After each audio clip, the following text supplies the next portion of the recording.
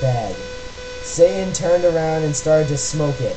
Block clouds with red pentagrams in M started to fly around everywhere. OMG, Satan said, jumping up. I gasped because I was afraid he noticed. Enemy, guess what? I knew that the amnesia had worked. Amnesia potion has not been invented yet, so it will not work. What? He said. Too bad, because I wanted to use some on you. Kill me. Please, kill me. This story has made me want to kill myself. Well, then it's doing its job. Cool. I raised my eyes suggestingly, and then he took off my clothes in the movie theater sexually, and we started to make out. I took off his shit. I talk off his shit. I took off his shit. He had six-pack, just lick Gerard way. We Frenched. Excuse me, but you are going to have to leave. Shooted the lady behind us. She was a prep. No, she was a bouncer. Fook ooh, I said. Suddenly, I attacked her, sucking all her blood. No, she screamed. All the preps in the theater screamed, but everyone else crapped because Satan and I looked so cute together. Satan and I started to walk outside. ZOMG, how did you do that? Voldemort asked in a turned-on voice. I'm a vampire, I said as we went into the car. Seriously? He gasped. Yeah, seriously, I said, drinking some beer. Satan started to drive the car. I smelled happily. It's too bad we didn't get to see the rest of the movie, don't you think? Yeah, I said as we kissed passively. Satan parked in a black driveway next to the place where Draco and I had watched GC for the first time. Pick it up. We went inside where Marilyn Manson was playing and started to mosh law. And I'm not gonna read that. Schmexy, everything is schmexy. I would like to present X-Black T-Rex. I ran on stage. Lucian, Samaro, Snap, and Hades were there. And, Spartacus and Socrates just sort of disappeared. They started to play their instruments. I got on stage. They have no drummer now! Spartacus is gone! Okay, I'm gonna skip these lyrics.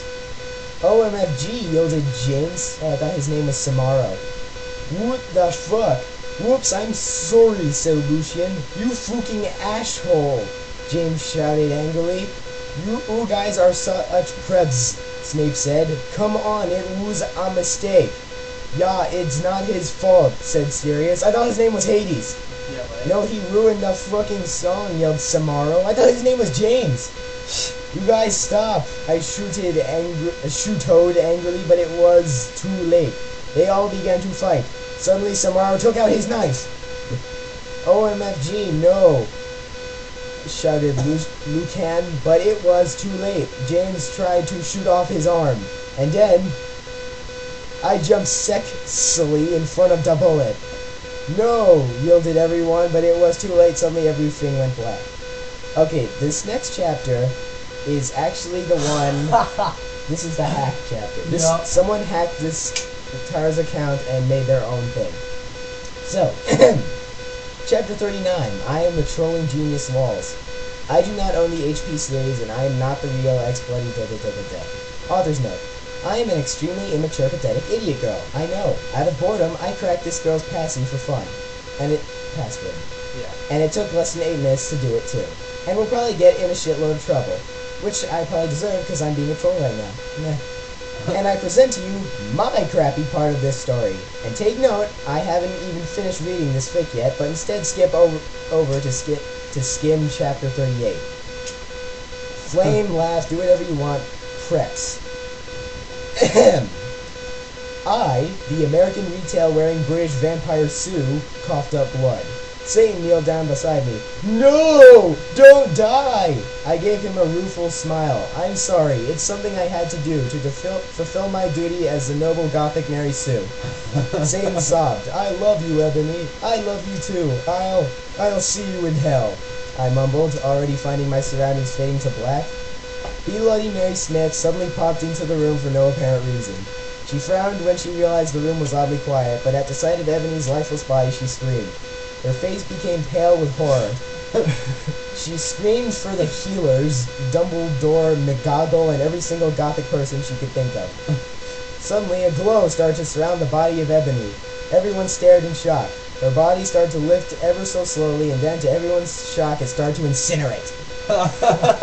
When everyone realized what was happening, they rushed over to try to rescue the body, but it was too late. The suit became nothing more than a pile of ashes. A loud resounding of everyone bellowing, "No!" filled the room. A flash of white light from the ashes then started to bounce around the room. Everyone cowered in fear and were temporarily blinded. When it was all over, things changed.